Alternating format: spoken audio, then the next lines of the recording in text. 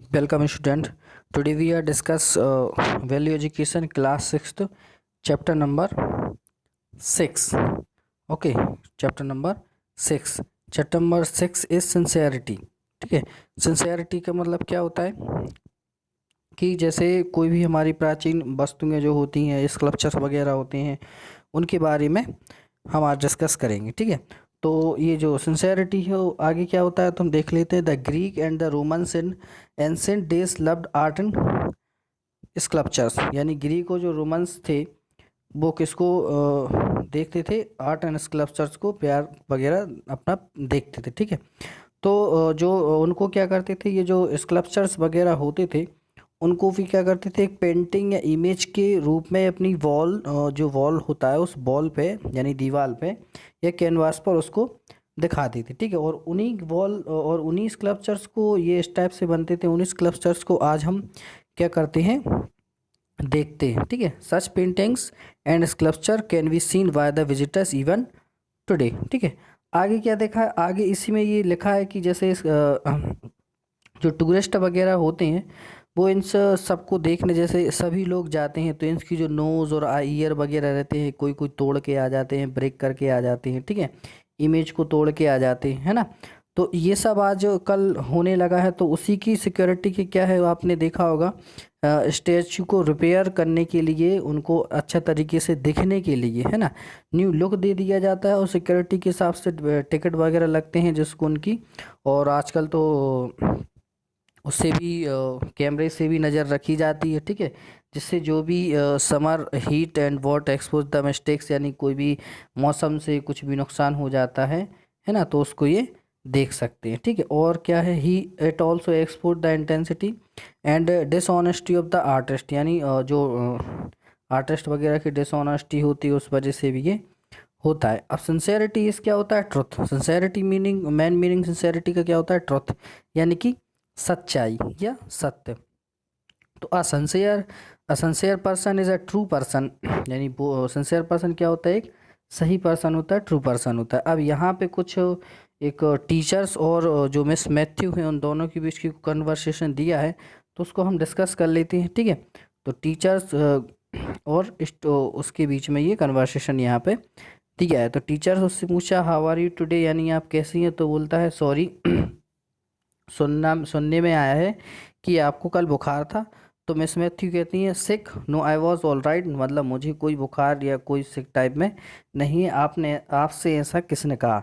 तो टीचर बोलता है नेवर माइंड, ये मेरी मिस्टेक हो सकती है, स्टूडेंट ने मुझसे या मेरी मदर से आपके बारे में ऐसा बोला होगा और मैंने आपसे ये पूछा है। ठीक है, तो टीचर वॉज इम्प्रेस्ड, तो टीचर वॉज इम्प्रेस्ड हुई और इम्प्रेस्ड हुई थी, तो जो मदर जेम्स की मदर थी वो भी इम्प्रेस्ड हुई और उनने डिफेक्टिव बॉक्स से स्टैचू वगैरह थे इनके बारे में, रोमन आर्टिस्ट के बारे में उनको बताया। ठीक है, आगे इसमें ये सब वही दिया है कि James in the story and perverted mind and destroyed personality those are courageous always speak truth, यानी वो टीचर्स जो है वो जेम्स को बताती कि हमें हमेशा अपनी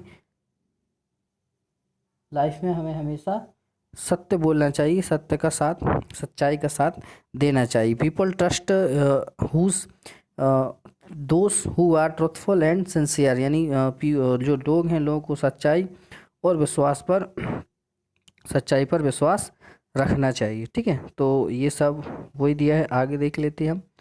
ये नेक्स्ट क्या है, जॉन एंड अर्जुन व नेवर, यानी अब ये दूसरी स्टोरी है जिसमें जॉन और अर्जुन क्या हैं, एक पड़ोसी हैं, नेवर हैं। ठीक है, तो John like a lead to quiet life and did not went the neighbours to visit him often, यानी जो जॉन है वो एक क्वाइट लाइफ यानी अपनी शांत ज़िंदगी वो जीता है और अपने आसपास की जो विजिटर हैं या नेवर्स हैं उनको बिल्कुल भी नहीं जानता है या नहीं देखता है। तो whenever Arjun knocked to the door, यानी अर्जुन आता है तो उसका दरवाजे पे नॉक करता है।